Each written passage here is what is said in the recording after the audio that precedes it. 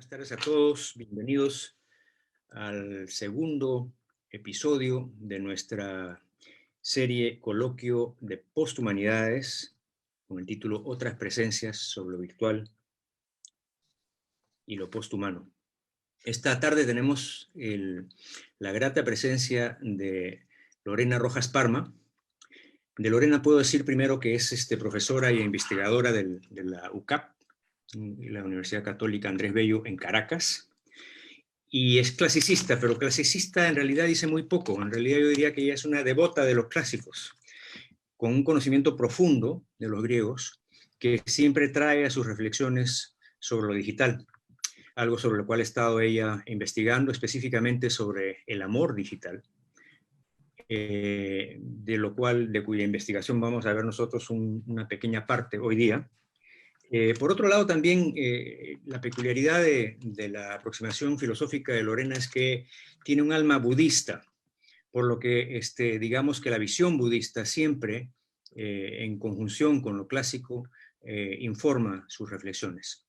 En esta oportunidad vamos a estar escuchándola comentando sobre el amor en los tiempos virtuales y en relación específicamente con un personaje digital, un robot, de quien ella nos va a hablar en este momento. Lorena, bienvenida. Gracias, Víctor. Bueno, buenas noches. Muy agradecida por la invitación. Muy contenta de estar de nuevo junto a Víctor, mi maestro, mentor de hace muchos años, desde Caracas, cuando estuvo 10 años en la Universidad Simón Bolívar. Y bueno, hoy estamos aquí y espero que esta experiencia sea grata. Muchas gracias, Víctor, de nuevo a la Pontificia Universidad Católica del Perú, la presencia de Paula. Muchas gracias y a los presentes. Voy a compartir pantalla. Vamos a comenzar con un video y luego seguimos con nuestra disertación.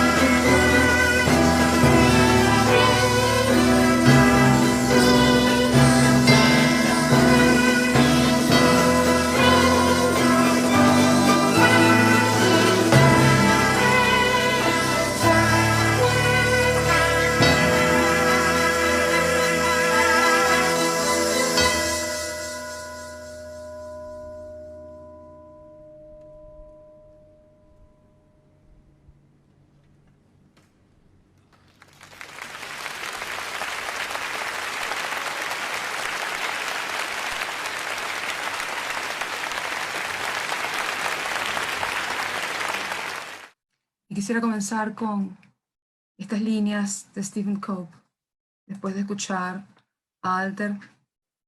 Cuanto más descubrimos nuestra vida interior, más profundamente sentimos la vida interior de los demás seres y del mundo. Que una conversación sobre el amor comience con un performance de una orquesta sinfónica, tal vez no tenga nada de extraño. Pero que sea dirigida por un robot que despierta nuestras emociones o nos conmueve, creo que puede recibir de nosotros una pequeña reflexión. Con el tono pausado del que está pensando, del que trata de comprender sin querer dar una respuesta. Sin olvidar que en nuestro devenir, especialmente acelerado, la palabra serena y cautelosa acaso sea más propicia. Quisiera comenzar haciendo una referencia a lo híbrido del amor que nos convoca. Tiene que ver, como es sabido, con la mezcla de cosas distintas, con una naturaleza mediadora que desborda conceptos, que no es una cosa ni otra, pero que adquiere allí su perfil. No necesitamos muchos esfuerzos para que los seres híbridos vengan a nosotros. Sirenas, centauros, sátiros o dioses maravillosos que encuentran su expresión en el misterio de lo híbrido nos resultan cercanos. Además, claro, de los conocidos ejemplos de la botánica o la biología. En general, sabemos que lo híbrido suele complicar nuestro ímpetu clasificatorio y las respuestas esenciales y definitivas de las cosas. Un amor híbrido implicaría, al menos, una mezcla de cosas distintas. Y si el robot es lo distinto en este caso, la hibridez resonaría en las emociones extáticas o amorosas que es capaz de producir en nosotros. En la conducción de una orquesta conformada por humanos, instrumentos clásicos, tecnología altamente sofisticada y un caudal de emociones que se adueñan de la atmósfera del concierto, incluida nuestra atmósfera interior. Este trabajo es una metáfora de las relaciones entre los humanos y la tecnología, dice Keishiro Shibuya, pianista y autor de la ópera que dirige Alter 3, nombre de nuestro robot invitado. Yo diría, además, que es una metáfora de cómo dialoga hoy nuestro mundo, que no puede trazar fronteras impermeables entre las experiencias de la existencia, lo virtual y lo no virtual, la tecnología y la naturaleza, por ejemplo, sino que se abre permeable, poroso, a la expresión multicolor de la vida. Por ello, en este clima de horizontalidad diversa, quisiera aludir a lo distinto que se implica en lo híbrido. Hoy sabemos, gracias especialmente a la física, que el cosmos tiene una composición común. Se trata de cuantos, vibraciones, conciencia, átomos, vacío, ilusión. Las teorías son diversas. Me interesa mencionar ahora, sin hacer votos por alguna en especial, esa composición común de las cosas, de la vida. Porque en última instancia somos ontológicamente lo mismo. Masairo Mori decía en los años 70, mientras construía su robot, que los leones de África y cada uno de nosotros somos el mismo dióxido de carbono, el mismo gas incoloro que secretamente compone nuestra condición ligera, haciendo buena una premisa fundamental del budismo que logra comprender, dice, a través del robot y que hoy ilumina también esta breve reflexión, todas las cosas están relacionadas entre sí. Por tanto, se trate de átomos, cuerdas, cuantos, gas o ilusiones, lo que viene a conmovernos es que las auroras, las noches estrelladas, nosotros o los misterios del fondo del mar guardan en su composición última o primera, como lo queramos ver, los mismos secretos.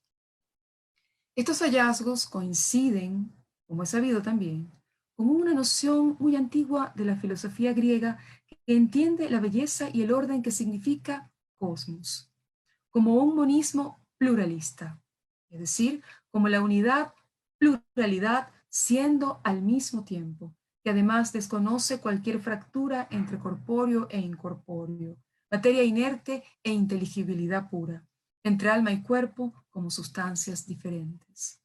Es decir, Pantagen, todo es uno. Se trata de la fisis que, como Tzoé, nos ubica en una horizontalidad ontológica que no tiene principio ni fin. En este sentido, fisis, cuya raíz está en el verbo fiein, engendrar, venir a la vida, lo que constituye todas las cosas, cuando la traducimos como naturaleza, debemos atender a que no tiene ningún sentido que la distinga de la no naturaleza. Me gusta traducirla como lo hace Capelletti, como alma del mundo. A ella le es inherente la vida, la autorregulación, el devenir, la creación, el florecer constante de la existencia, por encima de la caducidad de todas las cosas particulares y fuente inagotable de todas ellas, como dice Pedro Laín. Tiene un sentido universal, porque es lo constituyente de todo lo que existe, se trate de Zeus o un guijarro, y un sentido particular, porque también es cada cosa concreta, expresión de su pluralidad universal. Hay un vínculo necesario entre existencia y vida. Por tanto, la luna menguante y Alter 3 son fisis. La audiencia del posthumanismo conoce bien la distinción contemporánea entre bios y zoe. Solo agregaría algo de los tonos griegos de esas palabras, tonos distintos, pero al menos en ocasiones no necesariamente antagónicos. El bio se refiere a la vida concreta de cada uno, que tiene un inicio y un fin. La zoe, sin embargo, es la vida sin límite, la vida en un sentido extendido que desconoce la muerte. La vida indetenible que continúa, aunque nosotros ya no estemos, o estemos inmersos en ella de otra manera, descompuestos y fusionados con otra expresión del mundo. En el léxico de Ezequiel, Zoé se define como tiempo de ser, tiempo en que se despliega bios, esto es, la manera de vivir de cada uno. Por eso Platón, por ejemplo, puede hablar de la Zoé del bios. También a los animales se les atribuye un bios cuando se los distingue de la manera de existir de las plantas. Y para referirse al modo de vida precisamente de una planta, Aristóteles habla de phytou bios, la vida de una planta. Grenji llama a Zoé la no vida. La define como un hilo donde se enhebran las perlas que son el bios de cada uno. La vida de la biología moderna, por supuesto, apunta solo a la vida de los seres vivos. Pero como el mundo es lo que está siendo y hoy convivimos también con seres de la tecnología, esa vida de la biología tenemos que volverla a pensar. Valga recordar que biólogos en griego se refería al mimo que imita la vida característica de un individuo. Es un imitador de la forma de vivir que acentúa sus rasgos y no un especialista en una parcela de la existencia. Al sentido moderno de biólogo es al que tenemos que hacer preguntas desde la experiencia del mundo que despliega su belleza en la multivocidad de la expresión. Ese todo es uno de los griegos, sin embargo, toma otro matiz, otra disposición, cuando lo iluminamos desde el sunyata o vaciedad, vacuidad del budismo mahayana. También todas las cosas son lo mismo en su diferencia, pero sin ningún fondo vital. La vaciedad, la causa necesaria de las cosas y su consecuente dependencia concentran el corazón del argumento. Si todo está sujeto a aparecer y desaparecer, todo tiene existencia dependiente. El surgimiento condicionado implica que la existencia siempre depende de una causa, y todo lo que tiene causa tiene fin. Esa impermanencia de las cosas y la posibilidad de que todo pueda ser descompuesto o analizado hasta el vacío nos devela la condición ilusoria de todo. Una cuerda no es una cuerda, aunque inicialmente así la percibamos, como dice un conocido ejemplo, pues solo nombra un conglomerado de elementos en los que se puede descomponer y que a su vez también se descomponen. El mundo y todo lo que percibimos no es más que un agregado que, al ser analizado, se desvanece y se devela vacío. Por ello, dice Nagarjuna, la vida y todo nuestro mundo, cito, son similares a la espuma, a una burbuja, a una ilusión mágica, a las nubes, a un espejismo. Fin de la cita.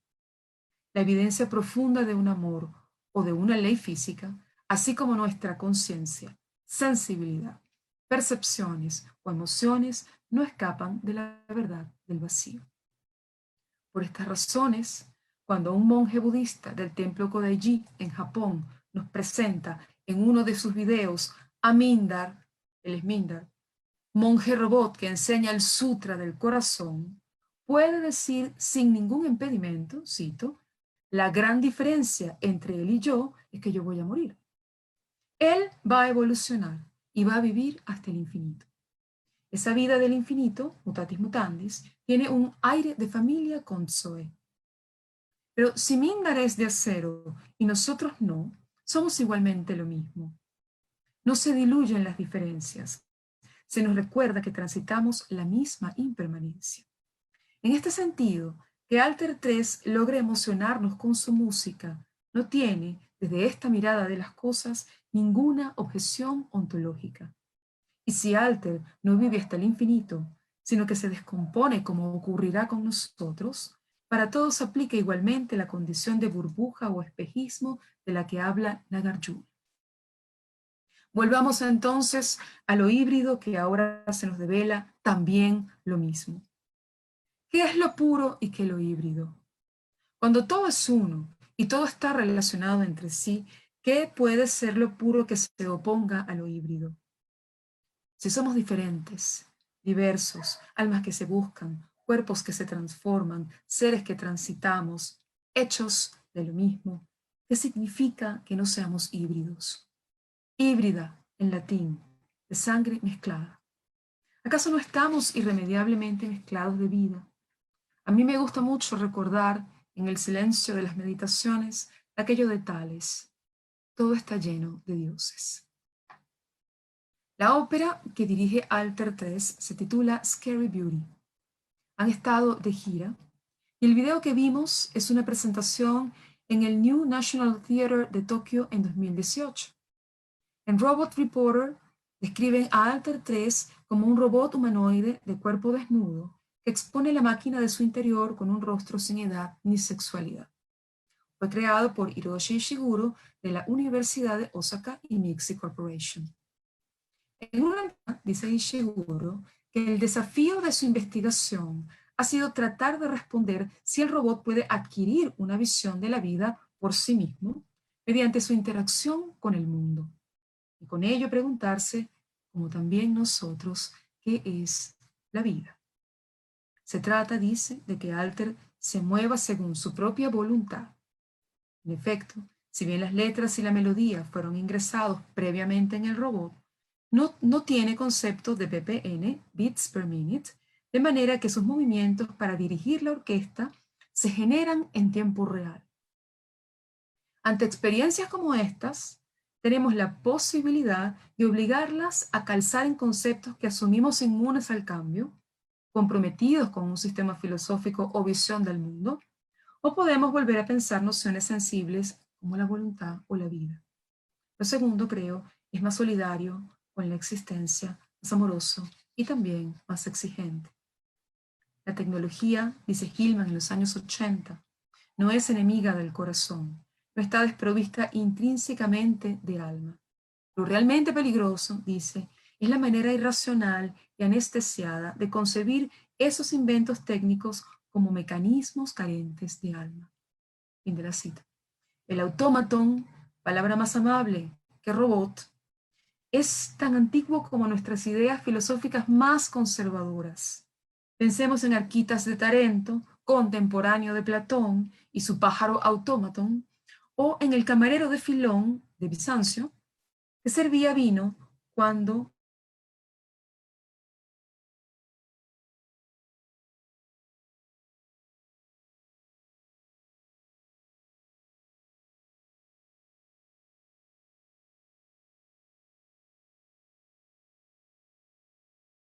Rosa de Alter dirigiendo una orquesta sinfónica y la comunión que sentimos con la vida cuando, con su performance, es capaz de atravesar todos los espacios posibles.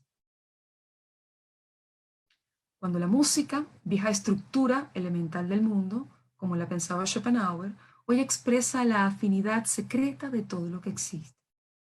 Con un robot dirigiendo una orquesta sinfónica, nos deslumbramos de metáforas sobre la armonía profunda entre todos los que estamos compartiendo el mundo.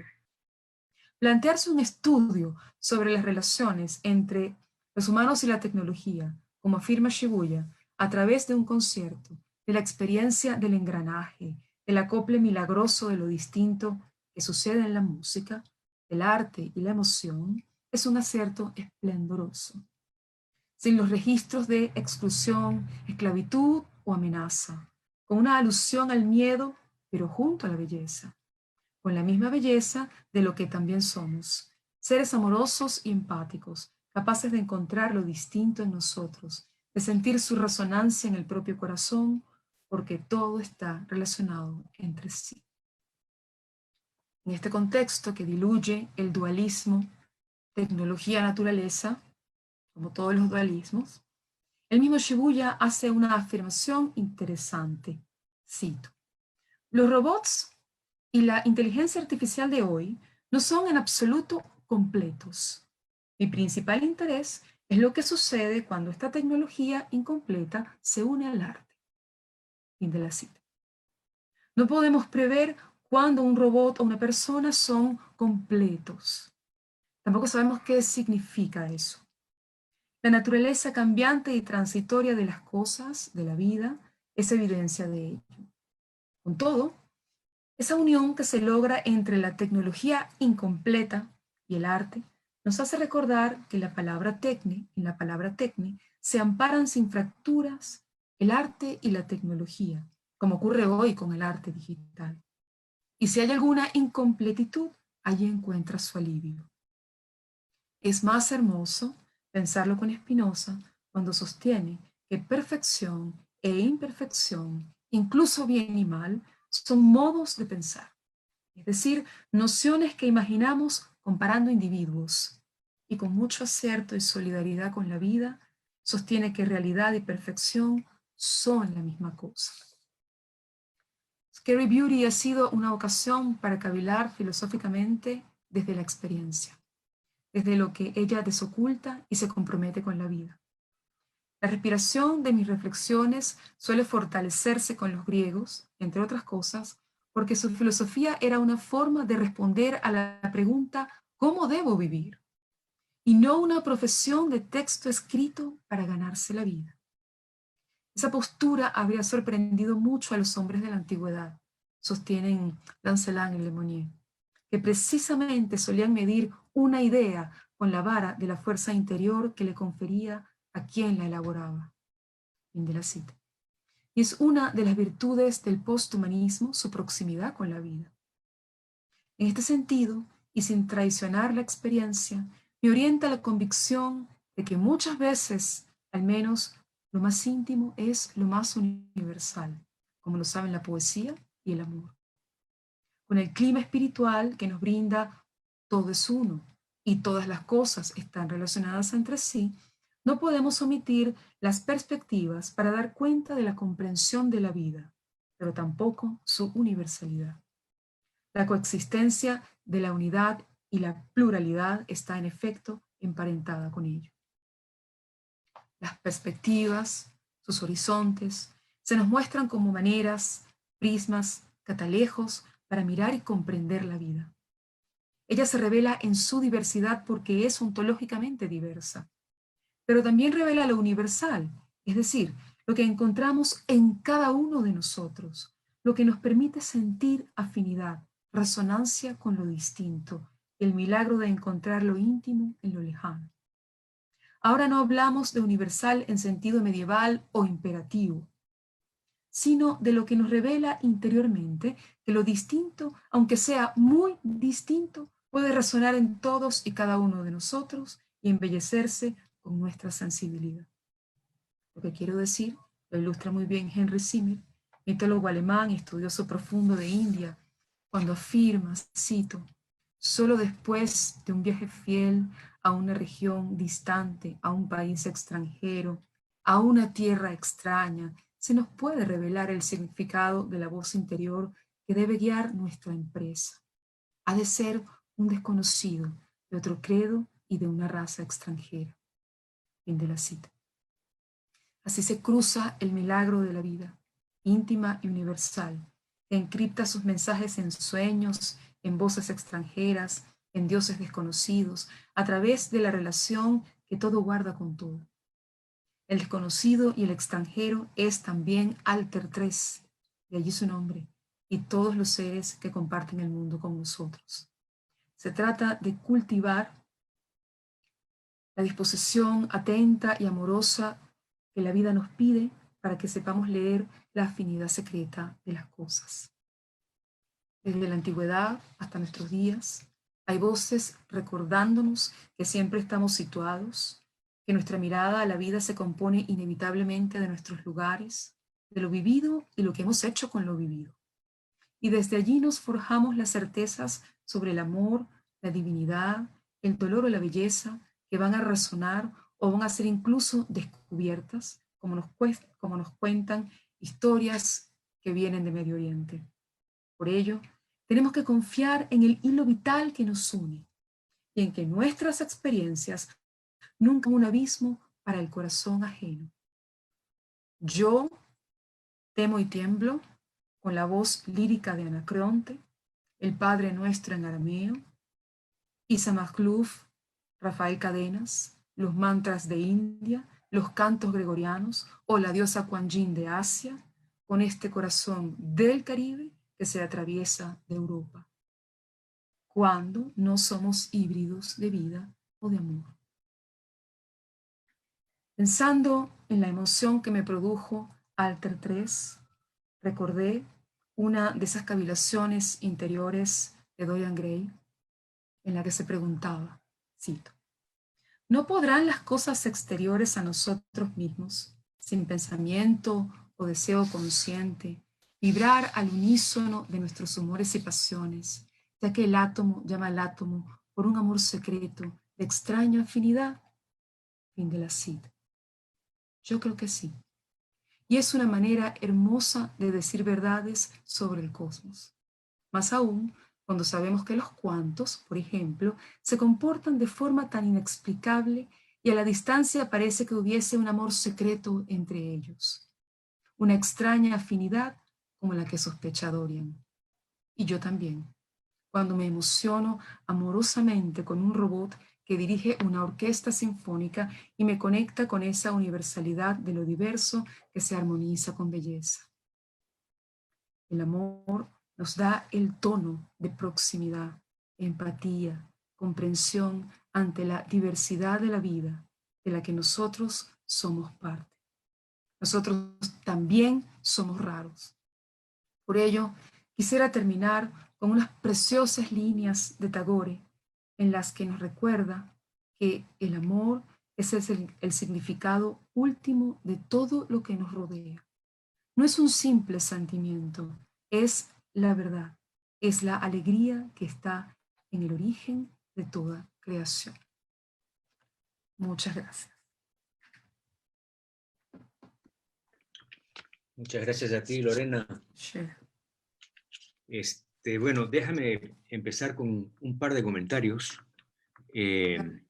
porque tu presentación en realidad pues es, para empezar, contraintuitiva desde el principio, ¿no? Porque esta idea de amar a un ser pues artificial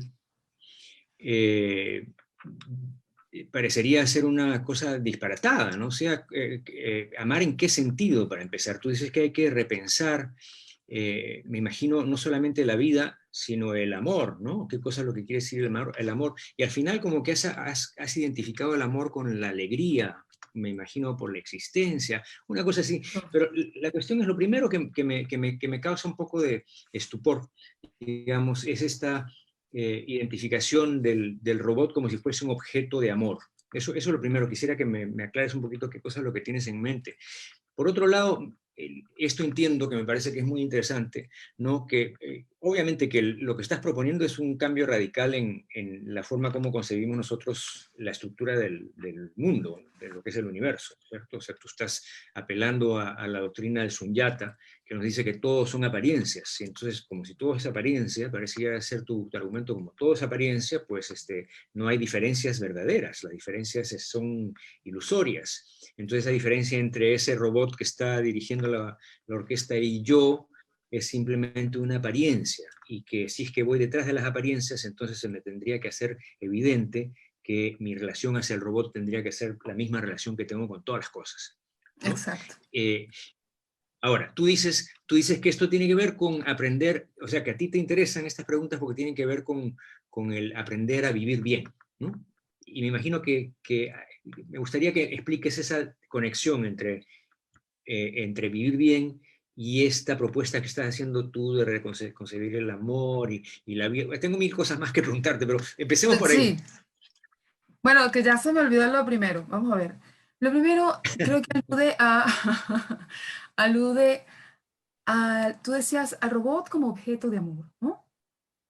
O decías que es contraintuitivo, como en efecto lo es, pues hablamos de amor, pero tú decías es contraintuitivo porque eso es un artefacto, ¿no? Porque el robot es un artificio, es un artefacto. Voy a tratar de elaborar la respuesta a partir de allí. Desde el punto de vista, por eso me gusta mucho la plataforma que nos permite el posthumanismo, ¿no? Desde el punto de vista de cualquier teoría muy contemporánea que tomemos de la física, ¿sí? Desde el punto de vista de una noción tan antigua como la physis, que no distingue algo como no physis, ¿sí? Desde el punto de vista de lo que hoy el posthumanismo contemporáneo o el posthumanismo llama materia vitalista, o desde el punto de vista del budismo, que es bastante más interesante por lo que tú mismo decías, se nos presenta la necesidad de pensar desde una horizontalidad ontológica. Y digo ontológica entre comillas porque si el budismo está involucrado, ontológico, pues hay que pensárselo, ¿no? Porque allí no es exactamente eso de lo que se habla.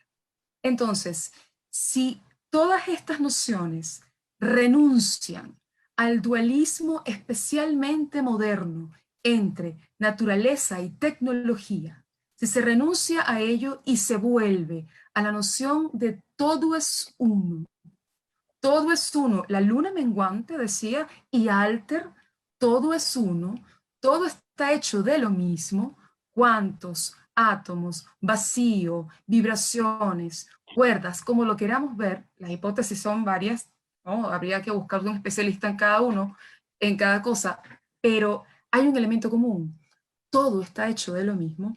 Tengo un estudiante de maestría que dice, mira, vamos a hablar de polvo de estrellas y vamos a evitarnos el lío de todas las teorías, pero vamos a ubicarnos en lo común de lo que existe. Por tanto, la pregunta es, ¿cuál es la diferencia en realidad, ontológicamente hablando, entre Alter y yo? Entre Mindar, el robot, el monje, y el monje humano. ¿Cuál es la diferencia? La pregunta será, Mindar o Alter, los robots que han estado con nosotros esta noche, ¿cuál es la diferencia en rigor entre ellos y nosotros? Desde la inteligencia artificial, ¿cuál es la diferencia? Que nosotros tenemos alma y ellos no. Bueno, volvamos a la advertencia de Hillman. Lo que realmente es peligroso en nuestras relaciones con el mundo, no solamente con la tecnología o con los robots, con el mundo, lo peligroso es vaciarlo de alma, es hacerlo materia muerta. Eso uno lo puede ubicar con Aristóteles, por ejemplo, pero ni siquiera Aristóteles plantea una relación dual, quebrada, entre la física y la tecne, entre la naturaleza y la tecnología. Y siempre me gusta recordarlo porque él plantea una bella relación de complemento. Una espera a la otra, ¿sí? De manera que si nosotros nos planteamos, no es el caso de Aristóteles, claro, pero si nos planteamos esta horizontalidad de todo, donde cualquier cosita que me acompañe y me ayuda a vivir, como algo tan sofisticado como un robot que dirige una orquesta sinfónica o que es un monje budista, si a eso yo lo comprendo como de la misma naturaleza que yo, necesariamente debería replantearme una relación más amorosa, más afín, más próxima con lo otro. Si decimos que con lo otro va entre comillas, porque lo otro para Mindar somos nosotros, ¿no? Lo distinto es el robot, pero puede ser al revés. Si le preguntamos al robot, lo distinto vamos a hacer nosotros. El posthumanismo acentúa la diferencia, es muy importante, o como dice Masairo Mori, es importante que las cosas estén bien delimitadas. Y él usa este ejemplo, como una caja de cigarrillos, donde todos los cigarrillos están separados entre sí, pero la caja funciona con todos dentro, o los dedos de la mano, dice, cada uno es particularísimo y tiene su función, su tamaño y tal, pero para que haya mano es preciso que estén todos. En ese sentido de conjunción, permíteme esta imagen, de mandala, es como se nos plantea, al menos la posibilidad de pensar nuestra convivencia. A mí me gusta mucho, en efecto, como tú, Víctor, piensas el posthumanismo como una condición actual, no como algo que viene, sino como una condición en la que estamos para repensar nuestra vida, para repensar la relación con todo, no solamente con el robot, con el que culturalmente es distinto, con el que hace otras cosas. Pero si nosotros reconocemos la diferencia, muy, muy diferente, cualquiera que ésta sea, en géneros, en maneras de vivir, en seres diversos, en la belleza de la diversidad, pero si lo pensamos como unidad al mismo tiempo, pues se nos replantea la manera de vivir, ¿no? Y tú me decías, bueno, pero entonces si todo es sunyata, ¿no? Si todo es apariencia, en rigor no habría diferencias. En efecto, el todo es uno de los griegos, con los budistas cambia. Todo es uno igualmente. A mí me gusta más llamarlo, como lo traduce Fernando Tola, Víctor, ilusión. Todo es ilusión, ¿sí? Porque todo se descompone. Todo, absolutamente todo, incluida nuestra conciencia, nuestros sentidos, el alma, nuestros amores, todo se descompone. Y al descomponerse, dicen ellos, que bueno, el budismo mahayana, que es más filosófico, pues llegamos al vacío. Y en la fugacidad de las cosas, que hoy estamos y mañana no, esa fugacidad revela, dicen ellos, la condición ilusoria de todo. Por eso, el monje budista, cuando presenta a Mindar, dice, bueno, la única diferencia entre él y yo es que yo me voy a morir y él no. Ahora, si él se descompone, como nos vamos a descomponer nosotros, aplica lo mismo para todos.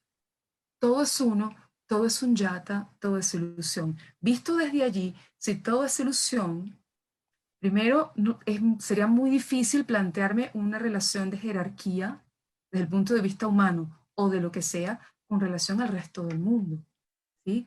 Yo soy tan ilusoria como las estrellas, o como la luna, o como los ríos, o como el fondo del mar, o tan verdadera, ¿sí? Los griegos no van a admitir vacío, los griegos no lo piensan, pero piensan una unidad, un sustrato. Luego es un poco todo lo mismo. Yo me pregunto, bueno, ¿qué es lo contraintuitivo?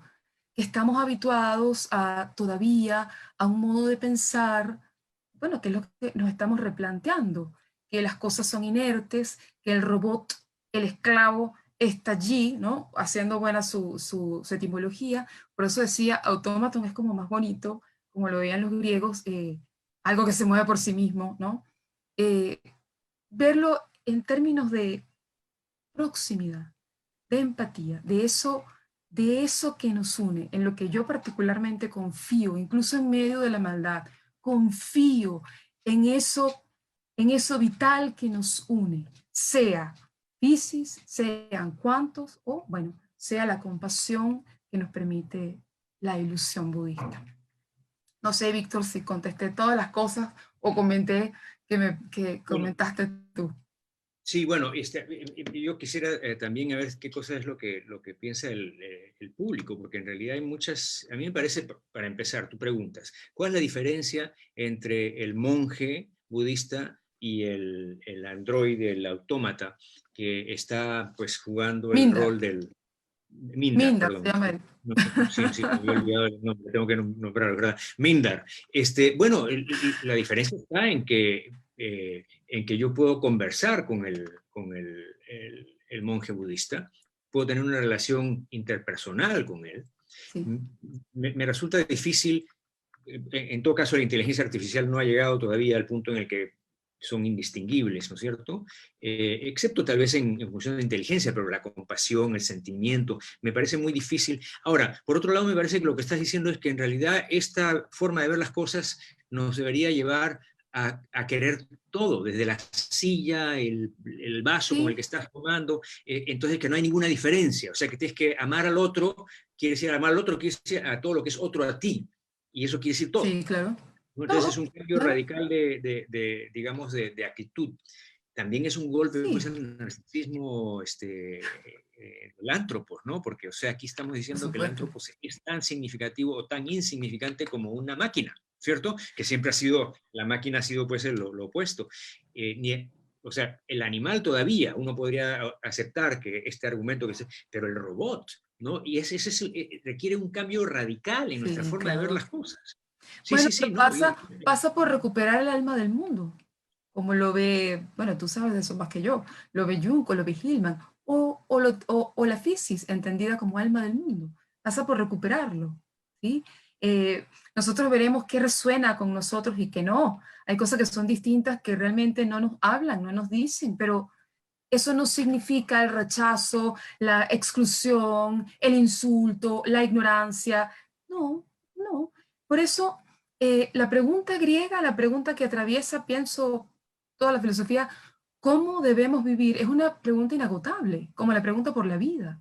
Es una pregunta inagotable, porque ahora, con todos estos seres maravillosos que aparecen, además la vida siempre ha sido diversa, ¿no? Ahora es como más diversa, pero siempre ha sido diversa. Ahora tenemos la maravilla de poderlo reconocer, ¿no?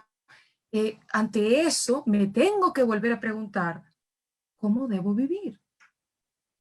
¿Cómo debo relacionarme con todo lo que está a mi alrededor? Desde el punto de vista de la tecnología o de la ecología. Un poco, Y de ahí la condición posthumana, pues, ¿no? Que estamos justamente en exactamente. ese Tenemos que momento. amar, claro, Sí, amar tanto al bosque como al robot, ¿no? sí. Es un Mira, hay poco, una pregunta aquí del público que quisiera leerte, porque me parece muy claro. interesante. Es de Humberto Valdivieso, nuestro querido Humberto. Dice, referiste una cita, si mal no recuerdo, es del director, sobre cuándo un ser humano y un robot están completos. Ah, sí, Y el arte mediaba en esa posibilidad de estar completos. Esa sí. acción o función del arte es la experiencia indispensable con lo bello y por lo tanto con el alma. ¿Es esa experiencia con el arte lo que recupera el alma tanto para el humano como para el robot? Bueno, voy a decir que sí, porque en todas estas experiencias hay alma y hay cuerpo. Es decir, aquí no podemos distinguir el alma del cuerpo en un sentido dualista tradicional, quiero decir platónico o cartesiano, ¿no? Hay alma porque hay cuerpo porque hay alma. Shibuya dice algo que me llamó muchísimo la atención y veo que a Humberto también, y responde a muchas conversaciones que hemos tenido. Él entiende aún, director, que la inteligencia artificial y su robot aún son incompletos. Eso es muy extraño porque parece que estuviera pensando en una causa final, ¿no? Aristotélica, hay que un punto al que llegar donde eso esté completo. Y bueno, ¿qué significa eso, no? No podemos decir nunca cuando una persona está completa, un robot está completo, cuando algo está completo, cuando la vida está completa, ¿sí? Parte de pensar, yo diría, desde Deleuze, estos tiempos de diferencia, de venir, de apertura, pasa por cancelar un poco o repensar cuándo es que algo cumple su causa final, ¿no? Que atraviesa toda la metafísica de Occidente. Ahora, cuando se da, sin embargo, decía, la relación entre eso que él llama tecnología incompleta y el arte, ahí se da la completitud. Por supuesto, y es preciso la experiencia y el alma. Ahí se complementa todo.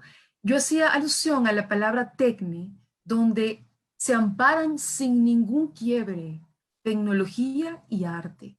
De manera que si hay algún quiebre, ahí está el alivio. Ellos se alivian y es preciso que esté presente, bueno, por parte nuestra, la experiencia. Estoy totalmente de acuerdo. Se recupera, se ve, se brilla el alma, lo que todo eso es. No le estamos quitando alma al robot, no le estamos quitando alma a nada. Estamos hablando del alma del mundo, de la física, ¿sí? Pero con esa convergencia, arte, tecnología, completo o incompleto, ¿sí? Por supuesto que descuella esto. Por eso me gustó recordar a Spinoza cuando decía perfección y realidad es lo mismo. Como somos, somos perfectos, otorgando realidad, por supuesto, a partir de ser modos de Dios. Bueno, hay otra pregunta, yo quería meterme por ahí, pero mejor dejamos al público preguntar. Acá hay una muy buena pregunta de Pedro. Pedro Granados pregunta, si nos mantenemos en la mediación conceptual y hacemos un temporal paréntesis de lo afectivo, lo fragmentario, por ejemplo, de la vanguardia histórica, ¿acaso es más bien híbrido y luego Zoe, una lectura latinoamericana o amerindia, semejante a la budista, de aquellos artefactos vanguardistas, pueden tener, por lo tanto, otra lectura? Ergo, habría que rescatar y defender nuestra capacidad ontológica o legado cultural de potente mediadora conceptual. ¿Te la leo otra vez? Sí. Sí. Porque lo Sí. que no entiendo es a qué se refiere la mediación conceptual. Pues, por ejemplo, la mirada o la perspectiva amerindia, o la perspectiva budista, o la perspectiva oriental, o la que sea, son perspectivas absoluta y completa y totalmente valiosas, ¿sí? Todos somos híbridos porque va a ser muy difícil trazar una diferencia de yo soy puro en algún sentido, ¿no? Yo soy puro, que no entiendo ni siquiera cómo plantearlo. Es decir, si todos estamos hechos de lo mismo en última instancia, voy a decir este genérico polvo de estrellas, somos uno y somos la diversidad de perspectivas.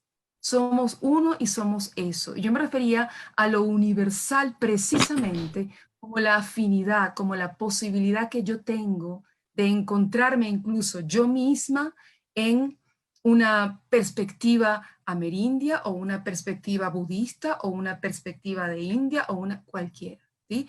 Yo más bien veo esto como un prisma que se complementa, que dialoga, que coexiste, que da cuenta de la vida necesariamente desde su lugar y que su corazón se atraviesa de todas las experiencias que allí resuenen. ¿sí? Entonces, lo que no veo claro en la pregunta es la mediación conceptual, dejando a un lado lo afectivo, por supuesto. Lo que no entiendo bien es a qué se refiere, pero será muy interesante, la mediación conceptual. Somos híbridos y somos uno. Somos uno y somos plurales. Y tenemos que dar cuenta de nuestras perspectivas. Yo decía, yo soy un corazón del Caribe que tiembla y teme con Anacreonte y con los mantras de India y con los poetas de Palestina.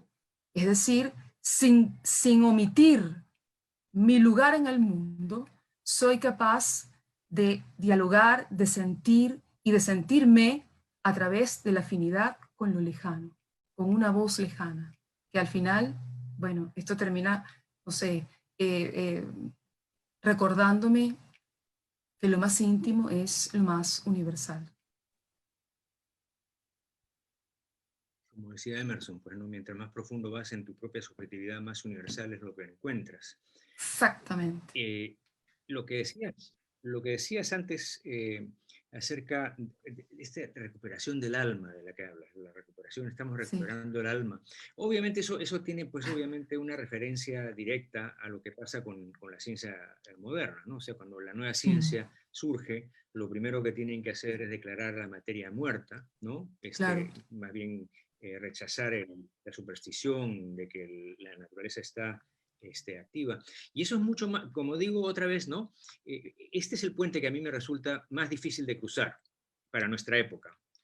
Porque podemos Sí, muy bien como empatizar con la naturaleza, es decir, la naturaleza está viva, obviamente hasta los árboles y las plantas, ¿no? claro. Pero, ¿y los minerales? ¿Y las rocas? También, O sea, también. Y las tú estás estrellas. diciendo, tenemos, tenemos, tenemos que comenzar a ver las cosas a través de todas sus apariencias, como decías tú, con un solo hilo que las hilvana, y ese hilo lo llamas tú Zoe, ¿cierto? Zoe. Ujú. Zoe. Ujú. Y Zoe sería, ¿qué sería Zoe? ¿La vitalidad, el movimiento? La vida. Cómo piensas en Fíjate, Zoe? yo diría las cosas Pero la se... vida, pero es que ahí pues,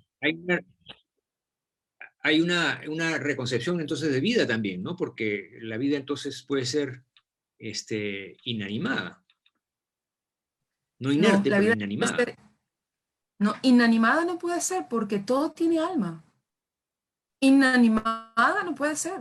Esa es una distinción aristotélica. Esto es animado, esto es inanimado. Y es él el que empieza a hacer clasificaciones. Esto no tiene alma, porque esto, por ciertas razones, porque no respira, porque no se reproduce, esto sí tiene alma. Esas son las cosas que estamos repensando, no dando respuesta, por supuesto. Yo no tengo respuesta, Claro. repensando. Tú decías, hay que, los minerales, por ejemplo, que es un gran ejemplo y frecuente en la literatura posthumanista, los minerales también están y también son.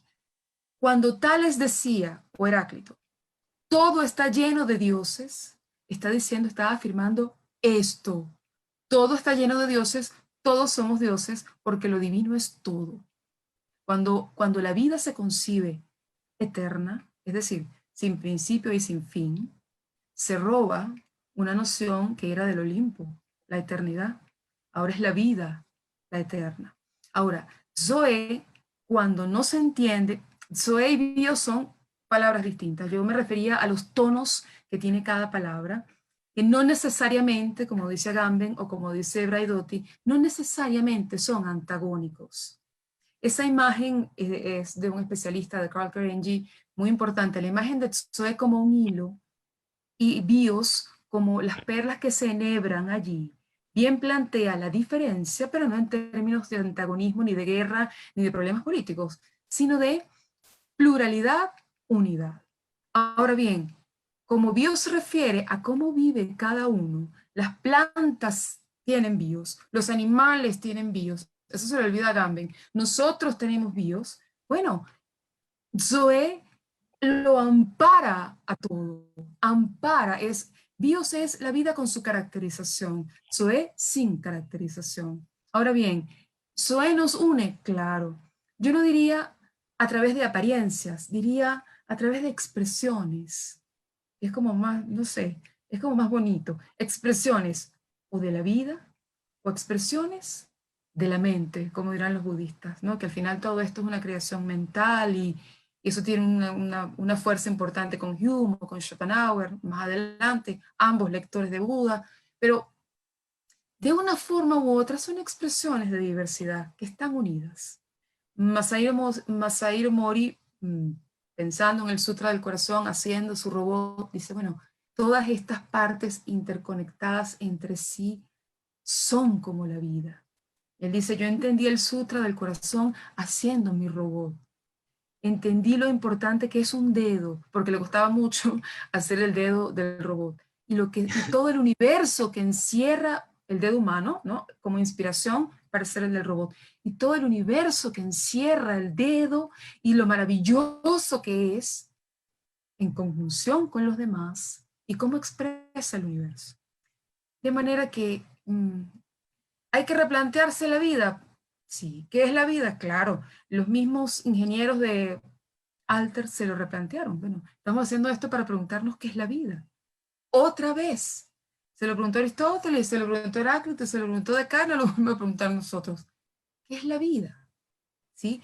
Y bueno, desde esta perspectiva, que yo creo que es amorosa, o puede ser amorosa, entendiendo esto como el amor, como dice Tagore, como el origen de toda creación, como el puente último o primero, o como dice Dorian Gray, ese amor secreto que ocurre entre las cosas, eso nos puede orientar en este momento tan complejo que vivimos, de un devenir tan alocado, tan rápido. Devenir ha habido siempre, tan acelerado, quizás, ¿no? No es que antes las cosas estaban detenidas y ahora no, nunca han estado detenidas. Ahora es como más acelerado. Yo creo que allí nos podemos orientar desde esa perspectiva empática en un sentido, en el sentido de poder encontrar en mí lo que le ocurre a otro, que yo lo sienta. Y es mi experiencia sentirlo, ¿sí? No por todo, no con todo, no significa que estar llorando por todas las matas que se mueren, ni por todos los... No se trata de eso, se trata de una disposición desde la cual me veo como parte del cosmos. Eso es muy lindo porque en la modernidad aparece la naturaleza distinta de nosotros. El cosmos es algo que nos invita a pensarnos como parte de él. Y es muy lindo porque es lo ordenado y lo bello. Y lo ordenado y lo bello es plural, es diverso. Por eso yo siempre termino con el mantra, todo es uno. Todo es plural, pero todo es Sí. uno.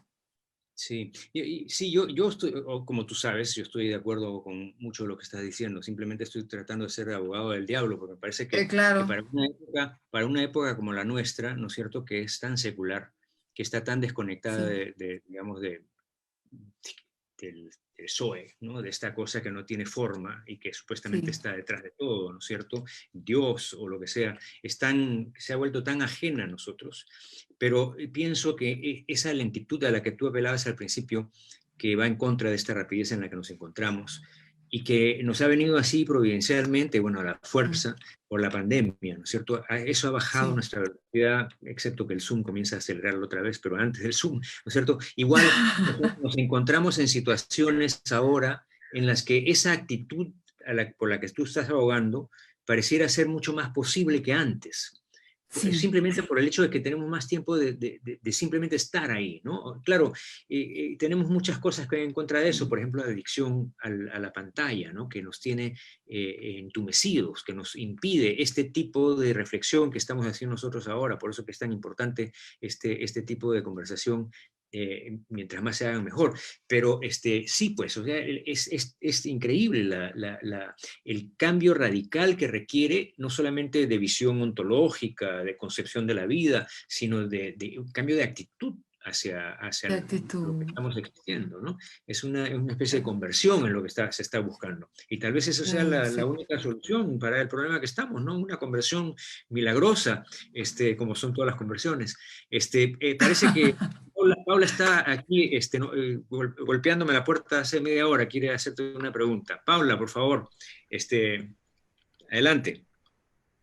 Hola, hola. Paula, ¿Cómo estás, Paula? Paula es una de nuestras organizadoras, que nos viene a visitar desde Río de vez en cuando. Aquí estamos. Rojo oscuro, rojo Adelante. oscuro. Bueno, primero agradecerle a Lorena, realmente muy bonito, ¿no?, que nos mostraste, nos contaste, muy sensible, muy fuerte, denso, bello, amoroso, y también muy valioso, ¿no?, porque es una propuesta de amor al mundo, amor a la vida y incluso una vida redefinida como el todo. Que estoy totalmente de acuerdo en la necesidad de repensar la vida, redefinir y renunciar a los dualismos, que una cosa es decirlo y otra es exacto. hacerlo. Pero bueno, lo que te iba a preguntar es quizás muy pedestre, no sé, o quizás un poco bruto, quizás un poco ingenuo, o quizás todo junto, pero creo que no, pues yo no puedo dejar de pensar en un elemento, quizás sea una persistencia de ese dualismo, pero ese robot es fruto de la técnica, ¿cierto? Es fruto de la tecnociencia. Y la tecnociencia en nuestro mundo está atravesada por una serie de poderes, intereses muy complicados, ¿no? O sea, y no sé si es el caso del robot, supongo que no lo es, pero bueno, no sé. pero y pienso en innumerables ejemplos posibles, ¿no? Desde Claro. los transgénicos, por ejemplo, que crean una vida, y es vida, eso no hay, ¿no? Ni siquiera el dualismo lo dejaría fuera, ¿no? Un organismo transgénico inventado como un producto para vender. Claro. Y bueno, si nada impide que uno tenga amor por ese producto, pero es un producto, y creo que ahí hay una diferencia, no es el dualismo heredado, ¿no? Natural o artificial, porque esto es una planta o un animal vivo, por lo tanto el dualismo ortodoxo, digamos, lo encuadraría del lado de la vida, pero es un producto. ¿No? Y mi pregunta, ahora saliendo de este ejemplo que tiene que ver, me parece, la cuestión de la ingeniería genética y la biotecnología creando vida, ¿no? de otro orden, creo, ¿no? Creo que habría una jerarquía ahí. Entiendo la propuesta de que no tengamos más jerarquías, pero a veces pienso, bueno, quizás nos convendría tenerlas. Porque podemos quizás también ser ingenuos con el todo, ¿no? O sea, no sé, por eso tengo dudas, por eso te pregunto. Pero otro ejemplo que no es del orden de la genética, sino del mismo campo que estás trabajando tú, que es de la inteligencia artificial o la robótica. Y es una ficción. La película Ella o Her, no sé si recuerdas. Claro, claro, claro. Y bueno, que tiene que ver con estos amores híbridos, el personaje, el protagonista se enamora por un programa de televisión. Un software. De software. Y él le da alma, ¿no? Como dices tú, ¿no? Le pone alma a esa criatura. O ella, él, no sabemos bien. Bueno, o ella. vas a decir tú, yo como soy así con mis persistentes dualismos, pienso que es él el que pone a ella. Entonces, bueno, pero ¿qué pasa? Le sale mal, ¿no? Porque ella no está capaz, no tiene lo suficiente, no acoge esa alma de la forma que él quería, ¿no? Vamos a decirlo por alguna manera. Entonces, pero lo que yo señalaría es que ella es un producto, como señalé recién también, es una mercadería. Es un software, ¿no? Es un software, pero además de ser un software, es una mercadería. O sea, él estaba comprando ese producto. Y lo mismo cuando la soja transgénica y demás. Entonces, la pregunta sería, ¿será que ese todo merece nuestro amor de la misma forma? O sea, que no hay algún tipo de jerarquía ética o entonces amorosa o incluso estética que nos dé un criterio para diferenciar lo que vale de lo que no vale, o no vale la pena hacer eso. Sería, bueno, el todo y listo. No. Sí y no. A ver, yo tampoco tengo criterios y respuestas listos, pero pensando sí y no. Por ejemplo, el caso de los transgénicos, que es complejo, no conozco mucho, yo sé que tú eres más estudiosa de estas cosas, es un híbrido igualmente, ¿no? Digamos, visto desde la perspectiva de los híbridos, solo que no es un híbrido, creo que los híbridos, voy a decir, de la naturaleza, ¿no? Son por vía sexual, bien sea de las plantas, de los animales, etcétera. En cambio, que el transgénico es una intervención de la biogenética, ¿no? De la biotecnología para generar otros seres, ¿sí? Pudiéramos decirlo así. Yo no sé si todos son buenos o son malos. No lo sé. Tengo ejemplos de algunos buenos, de los pocos que conozco, y otros que no. Es más, hay otros que son nocivos, entiendo, para la salud, ¿cierto? Y bueno, que se vendan y tal. Igualmente, hay manipulación con relación a intereses políticos, etcétera. Supongo que sí. Voy a decir, supongo que sí, porque deliberadamente he tomado el ejemplo de un concierto donde el robot es un director de orquesta y el registro no es ese. No es exclusión, no es esclavitud, no es el otro, no es que él es la sombra ahora de lo que siempre fue, como se dice, oprimido. No es el registro de ese trabajo de investigación y reconozco que tampoco es el mío. Ahora bien, Hair igualmente, ella es un software, es un producto. Bueno, sí, está muy bien. Pues, sí, pues los lentes que tengo puestos, todo es un producto, mi vestidito, todo es un producto, lo que tengo puesto, ¿sí? Ahora bien, es que con esa película hay un montón de discusiones y una de ellas es la que recuerdo ahora, o el argumento es, ella es la que realmente termina amando más que él y se expande. Ella decide, si mal no recuerdo, ella decide no asumir un cuerpo biológico, ella decide la inmortalidad. Y hay algunos textos que la vinculan con Zoé, incluso, ¿no? De lecturas posthumanistas. Ahora bien, ¿podemos decir que todo es bueno y la relación amorosa debe ser igual con todo? No, por supuesto que no. Por supuesto que no. Cuando Spinoza dice lo perfecto o lo imperfecto, el bien y el mal, son modos de pensar, no está diciendo que no existen, ¿sí? No está diciendo que son falsos, no. Aquí hay un punto muy importante, por eso tu pregunta me encanta porque me permite decir esto. Eh, Aunque el posthumanismo es una, como decía al inicio, una especie de plataforma para pensar las relaciones con el mundo y nuestra condición humana en este momento de esta diversidad.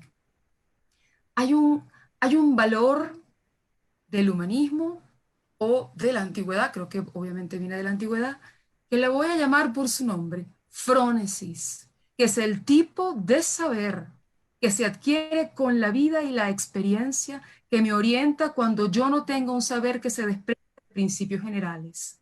Y a partir de allí yo tomo decisiones y digo, esto es bueno, esto es malo. ¿Sí? No significa que con lo malo pues lo voy a matar o lo voy a mandar a ver, eso ya sería otro asunto, ¿no? Pero sí debo tener, pero necesariamente debo tener, si soy un alma que se ocupa por la vida y se ocupa por la propia y por la demás, de los demás, criterios para distinguir. Ahora, yo lo que no tengo son, ¿cómo decir? Pues bueno, se me ocurre otra palabra distinta de criterio para decir de entrada que todo producto es malo o que todo lo que se vende es malo, o que no, digamos, no así. Lo que la frónesis permite es precisamente orientarme en medio de la diversidad y de contextos que nunca son iguales a sí mismos para poder tomar decisiones correctas, ¿sí? A eso yo no le doy la espalda ni siquiera en estos momentos de posthumanismo, porque es lo que siempre nos permite orientarnos. Ahora bien, reconocer la igualdad ontológica de todo no significa decir todo vale. Creo que Francesca en su intervención de la vez pasada hace una importante diferencia que yo comparto entre relativismo y perspectivismo, ¿sí? El perspectivismo me permite dar cuenta de la vida desde mi lugar y mi horizonte. Incluso si lo vemos desde Nietzsche, desde mi condición biológica, yo puedo dar cuenta del mundo desde allí. Incluso puedo hablar de los animales y de los árboles y sus perspectivas. Ahora bien, el relativismo es lo que abre la puerta al peligrosísimo todo vale. Al peligrosísimo todo vale. Entonces, ¿qué me queda decir? Tengo que orientarme desde nociones fuertes que me da la vida y la experiencia en el mundo diverso donde hay cosas buenas y hay cosas malas. Esto es difícil, pues un budista dirá, lo bueno o lo malo depende de tu experiencia. Heráclito dirá, lo bueno o lo malo depende de tu experiencia. Spinoza dirá, bueno, depende de cómo lo estés pensando, ¿sí? Ahí entraríamos en una discusión muy severa de si lo bueno o lo malo existen en sí mismos, ¿no?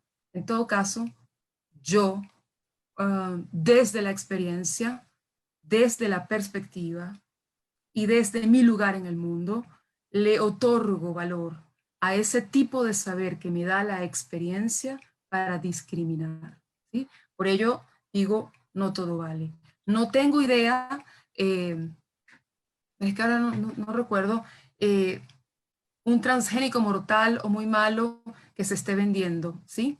Yo nunca voy a partir en ese contexto. Quizás tú me puedas dar alguna luz, Paula, con algún transgénico terrible. Nunca voy a partir de que al que se lo venden es un inválido espiritual que no puede tomar decisiones. Nunca voy a partir de eso. Nunca. Eso es una postura ante la que, digamos, trato de llevarme en la vida. Nunca asumir que el otro está alienado o el otro no piensa o el otro no tiene su propia experiencia desde la cual se orienta. Pero creo que, para cerrar, y creo que en este momento no podría decir nada más importante, sin la sensatez que otorga la vida, un tipo de saber que otorga la vida, va a ser muy difícil que nos orientemos amorosamente, empáticamente en medio de la diversidad, tecnológica o natural. No sé, Paula, si he comentado algo de lo que inicialmente me preguntabas. Sí, sí, claro. Pero no, yo los transgénicos no los mencioné como malos, ¿no? Sino como un vivo complejo, porque es un vivo Un inventado vivo complejo que entra como un híbrido. y que tal vez sería diferente del vivo que no fue inventado por la tecnociencia como un producto para vender. Pero si quieres un producto maligno, podría ser una Ajá. ametralladora, por ejemplo. ¿Una qué? Una ametralladora, Claro. un revólver, una bomba, ¿no? Bueno, Claro, será la bomba, por productos no supuesto. muy amorosos, ahí tiene, y hay muchos, ¿no? Por ejemplo, Por supuesto. de Por productos no supuesto. amables. E incluso que Son mismo procesos mortos. gente no amable hay un montón también. Acá hay un presidente en Brasil, por ejemplo, que no es amable. No, no, no, no. Aquí hay personas de Venezuela, o sea, tampoco podemos hablar de personas amables, ¿no? Por supuesto, no todos somos amables. Es que la pregunta, ¿cómo debo vivir? Cuestiona justamente eso. ¿Cómo debo vivir? ¿Cómo me oriento? ¿Cómo debo vivir? Si estamos bajo el amparo del horror, ¿cómo debo vivir? Entonces, es una pregunta muy fuerte y por eso yo aludía a la fuerza interior de los griegos cuando se hacían esa pregunta, que no usaban la filosofía para disertar o para ganarse la vida, sino para encontrar una forma de vivir, sean los poetas o sean los filósofos, porque la pregunta se la hacían ambos, ¿no? Ahora, en el caso de, por ejemplo, un híbrido, como decir una cebra, que, bueno, no, hay un animal cebra y caballo que no me acuerdo, hay híbridos de la naturaleza. Sí, la mula, por ejemplo. La La mula mula. Ok, la mula, es el clásico, ¿no? Claro, quería uno más bonito, pero no me llegó. Eh, es mezcla de burro con caballo, con yegua. sí, sí, quería uno más bonito, pero no me llegó. Bueno, pero Eh, ¿por qué no te gusta la mula? Oh, no, hay más bonitos, hay más es muy bonitos. bonita la mula. Eh, y decir, bueno, quitándole que sea malo, ¿no? Un transgénico, que no sea algo, que no sea algo nocivo. Ujú. En ese caso, el híbrido natural y el no natural, desde la perspectiva que diluye los dualismos, diluye también la importancia de que uno sea natural y el otro no. Lo diluye, ¿sí? Por ejemplo, la malla que tiene mi madre en el corazón después de que le dio un infarto, una malla importante, no me acuerdo el nombre de eso, pero tengo la imagen de que es una malla, es algo que está en su cuerpo. ¿Cómo lo entiendo? ¿Sí? ¿Qué digo ahora? Ella no es natural, ella, el que tiene una prótesis o el que tiene esas cosas, ¿cómo hacemos allí? Es otra forma más radical, tal vez, de hibridez, pero es muy difícil no decir que somos híbridos, todos, de una u otra forma, a partir de estas nociones primeras de que estamos hechos, ¿no? Pero decir entonces, esto es híbrido y me gusta porque está, digamos, porque es de la naturaleza y esto no, creo que entra en el contexto que cuestiona, no es que lo tenga solucionado, ¿no? Que cuestiona el posthumanismo, cuando retoma como los griegos, como las intuiciones primeras de los griegos, de la fisis, todo es uno. Por eso, ese ejemplo radical de mi parte, la luna menguante y Alter son fisis. Tal vez la cosa puede ir un poco por allí. Bueno, hablando del bien y el mal, que es lo que han estado hablando en realidad, ¿no es cierto? Sí, Cómo sí. vivir frente al mal, frente al horror. Pues digamos, intelectualmente, luego de lo que hemos estado escuchando, pues la respuesta sería, bueno, todo es apariencia, ¿no? Detrás de la apariencia. Entonces la cuestión es que yo tengo que vivir de tal manera que detrás de esa violencia y esa maldad y esa fealdad, yo pueda de alguna manera rescatar algo que me sostenga, ¿no? Pero eso es Claro. casi como una propuesta a la santidad, pues, ¿no? O sea, es un... No, a la santidad es muy fuerte. Bueno, pero Es, digo, para tener esa relación con el mundo tienes que estar, bueno, por lo menos estar en una situación meditativa permanente. bueno, por lo menos atento, sí, por lo menos atento. Mm, De lo contrario, bueno, te dejas llevar por la furia o te dejas llevar por lo por que el tú miedo. reconoces desde, claro, exactamente, desde lo que tú reconoces, desde tu experiencia como miedo, como maldad, como horror, como, sí, yo creo que a mí no me gusta hablar a mí no me gusta hablar de las catástrofes políticas, pero los que las conocemos sabemos muy bien hacer diferencias, ¿sí? Pero también tenemos que reconocer todo eso uno. Es muy interesante el énfasis posthumanista en la diversidad, en las voces de todos. Es muy interesante, ¿sí? Pero aquí es donde yo, y por eso me gustó mucho la pregunta de Paula, aquí es donde yo retomo la sensatez de la frónesis, porque no todo vale, porque no todo, no toda voz vale, porque, bueno, porque el que quiera acabar con una raza, o que quiera acabar con un pueblo, el que quiera acabar con un idioma, el que quiera acabar con una cultura, eso, no todo vale, ¿sí?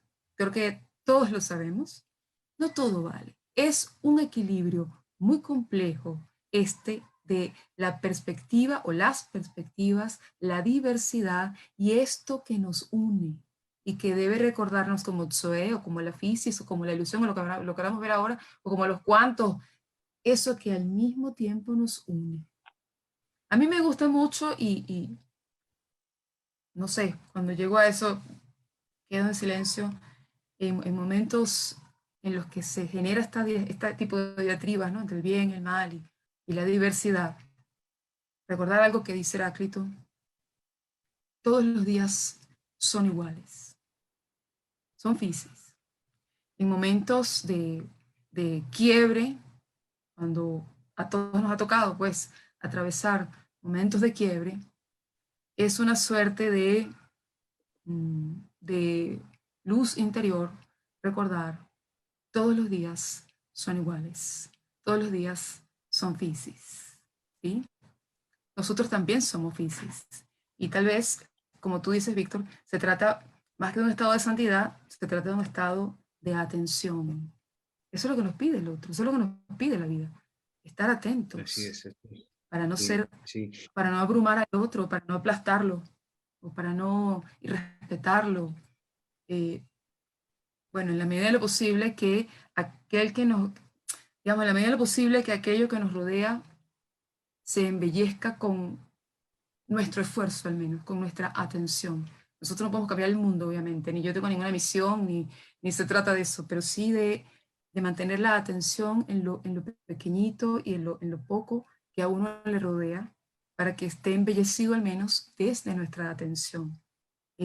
Como Buda o como Sócrates, los cambios del mundo comienzan con uno mismo, comienzan necesariamente con uno mismo. Yo poco me ocupo de las cosas de la polis donde estoy, de la polis en términos cosmopolis, porque si primero eh, la conmoción o la disposición no comienza por mí, realmente no, no me conecto, no vibra para nada, no me parece una palabra honesta de mi Bueno, parte. Lorena, para ir cerrando, que se nos está yendo el tiempo ya, Sí, quería recordarte, no sé, creo que hemos conversado sobre esto alguna vez, en este episodio de Black Mirror que se llama The Entire History of You, en la ujú, que se muere la pareja de esta mujer y reconstruyen primero la voz y la personalidad de la persona y luego incluso el cuerpo, ¿cierto? ok, Y ajá, entonces producen a un clon, ok. a un clon del marido. Y yo no sé si tú te acuerdas que llega un momento en el que ella lo rechaza a él. Y lo rechaza ¿por qué? Porque le falta lo más esencial acerca de su pareja, que es la espontaneidad. Sí, ¿No? O sea, esta criatura artificial que había sido creada con bueno, un algoritmo que viene de toda la huella digital que deja resulta ser insuficiente en su ser una réplica de lo que es el ser humano.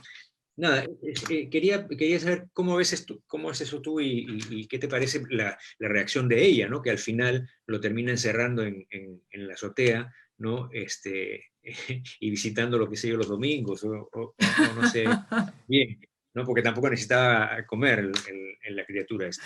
Era maravilloso, porque, exacto, ni siquiera comía. Bueno, yo creo, lo veo de esta forma. La espontaneidad y la memoria es lo que yo creo que sigue siendo patrimonio de lo humano frente a la tecnología. La memoria entendida como lo que es, como la memoria y el olvido es lo que yo temo, y también un poco la espontaneidad, temo con la tecnología. Y temo pocas cosas, la verdad, pero la memoria no entendida como un cúmulo de datos, así como Google que sabe que busqué yo el 8 de marzo del 2009. Eso no es memoria, ¿sí? La memoria como lo que rehace, como lo que dice cada vez, como la que fabrica o redice o replantea o reinterpreta lo ocurrido y permite el recuerdo o su vitalidad. Es donde yo veo Eso que decía, pues, un Platón, eso que peligro. decía Platón que se perdía con la escritura, ¿no? Exactamente. El trabajo de la memoria es lo que él llamaba eso. Exactamente, porque la escritura es una tecnología. Él ahí ve un problema. Algo estoy escribiendo algo sobre eso ahora mismo, Víctor. Él ve la escritura que todo aquello que no venga de mí va a provocar un olvido de mí mismo, ¿sí? Y el recuerdo, como no es una repetición, ni siquiera en el caso de la anamnesis platónica, nunca es una repetición, siempre es nuevo, porque la vida siempre se vuelve a decir, porque ni siquiera el pasado es estático. Ahí es donde yo veo que peligra no, eso sigue siendo patrimonio de lo humano. Y sigue siendo, pero no lo digo para establecer una diferencia dualista, lo digo respetando las diferencias. Yo creo que los robots, por eso me parece tan rara esa afirmación de Shibuya, el director de la ópera, cuando dice que es una tecnología incompleta. Yo creo que el espíritu no es que el robot sea exactamente igual a nosotros. Por eso fracasa el proyecto de Black Mirror. No tiene que ser igual a nosotros. Es otro ser. Y nosotros tenemos diferencias. Ahora nosotros tenemos memoria, recuerdo. El olvido vive en el corazón de la memoria. No es una falla, es una condición de la memoria, ¿sí? Bueno, la tenemos nosotros. Los robots hacen cosas que nosotros no podemos hacer, ¿sí? Y está bien, esas son las diferencias. Lo que nunca está bien, creo yo, es querer igualarnos de ninguna forma posible sobre la faz de la Tierra, ni política ni ontológica de ninguna forma. Todos somos diversos y distintos. Creo que Mori es muy enfático cuando se da cuenta de eso construyendo su robot. De ninguna forma igualados, de ninguna forma. Tampoco robots y nosotros. Por eso ese ejemplo es buenísimo, Víctor, por eso ese proyecto fracasa. Ese no es el esposo, eso es otra cosa. Y no le gustó, Sí, pero es lo así. encerró. Él es Bueno, otra cosa. la respuesta entonces es que el problema ahí digamos, con el clon artificial está en que se concibe como una copia de. Entonces, Ex obviamente, como una copia va a ser inferior. Pero igual como cuando decimos que la imagen en la pantalla no es la real imagen. Bueno, es la real imagen, solamente que es otra ex modalidad de la real imagen. exactamente. ¿No? O sea, no es que esté, no es que sea, no es como este es un ejemplo que he estado discutiendo con mi clase varias veces, la imagen que tú ves frente al espejo, esa es una imagen muerta, es Así. como tu sombra, ¿cierto? En cambio, la imagen de acá a veces hace cosas que tú no haces, ¿no? Entonces tú Sí, dices, sí, ¿no? sí. Si la imagen en el espejo hiciese eso, me asustaría, ¿no? Diría, ¿qué pasó? Pero acá no, acá la imagen mía como que asume una cierta autonomía. Entonces, pensar en el mundo virtual como una copia del real hace No, que dejemos de ver qué cosa es el exacto, mundo virtual. Igual que exacto. el androide este que tú estás diciendo que Ajá. en Black Mirror, ¿no? Está injustamente siendo juzgado en función de criterios que no pertenecen. Es como si la mano le dijese pues al pie, oye, tú no sirves para nada, ¿no? Exacto. ¿Y qué vas a ver Son la mano del pie? Pues nada, son distintos, exactamente. Eso es. Yo creo que eso puede ser un camino para entender estas cosas, ¿sí? Sí. Y bueno, en este momento, ¿con quién estoy hablando? ¿Estoy hablando con Víctor? Sí. ¿Y dónde estamos? Bueno, No sé dónde estamos. Tú estás en Lima, estoy en Caracas, pero bueno, estamos en el mismo sitio. Tú estás en mi estudio, yo estoy en el tuyo. ¿Dónde estamos? Y este eres tú.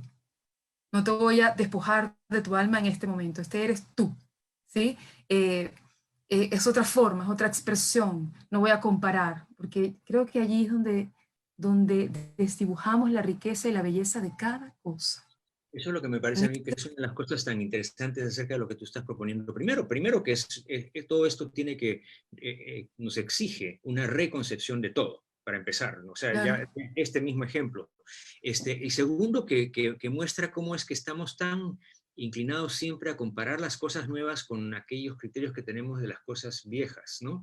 O sea, querer comprender lo que viene, el porvenir, a partir de los criterios que tenemos de lo que ha venido hasta ahora. Y eso nos hace ciegos a las cosas nuevas, ¿no? claro. Novedosas que están ahí a punto de emerger. Y bueno, son dos, a mí me parece, eh, intuiciones que me parece que son muy valiosas para este tiempo. Una es que tenemos que reconsiderar todos los conceptos que tenemos, por más evidentes que sean para nosotros, y segundo, dejar de considerar que lo que está pasando en la realidad virtual es simplemente una copia de lo que tenemos Exactamente. en el mundo real, ¿no? O sea, y se nota eso, por ejemplo, cuando uno trata de replicar en el Zoom las clases presenciales que uno tenía, pues eso muestra la diferencia, ¿no? Y las posibilidades que pueden estar siendo perdidas por esa igualación. Claro, Sí. claro, exactamente. Bueno, Lorena, muchísimas gracias. Ha sido una presentación muy estimulante. Qué Eh, bueno. parte de nuestra reflexión posthumana que continuará el próximo viernes 13, nada menos que el viernes Uy, 13 de noviembre. Yo no sé quién escogió esa fecha, pero en todo usted. caso promete, promete ser una buena sesión que la voy a dar yo, viernes 13. El título es Centauros digitales y otras criaturas virtuales, que continúa con la conversación que estamos teniendo, y más adelante, el siguiente mes en diciembre, pues Paula va a concluir nuestro ciclo con su propia ponencia, cuyo nombre no recuerdo bien, pero sé que tiene que ver con los zombies. Ajá, tiene que ver con los zombies. Así es, así que a todos los presentes, muchísimas gracias por haberse quedado con nosotros, Igualmente. haber venido a escucharnos. Espero que se hayan interesado en los temas y que vuelvan el próximo mes para seguir con la conversación. Vale. Muchísimas Muchísimas gracias a gracias, todos. Víctor. Entonces, Un gusto, como siempre, muchas maravilloso. gracias. Gracias. Gracias a Bueno, ustedes, gracias a Paula. todos. Gracias. Gracias, Lorena. Gracias, Gracias. Víctor.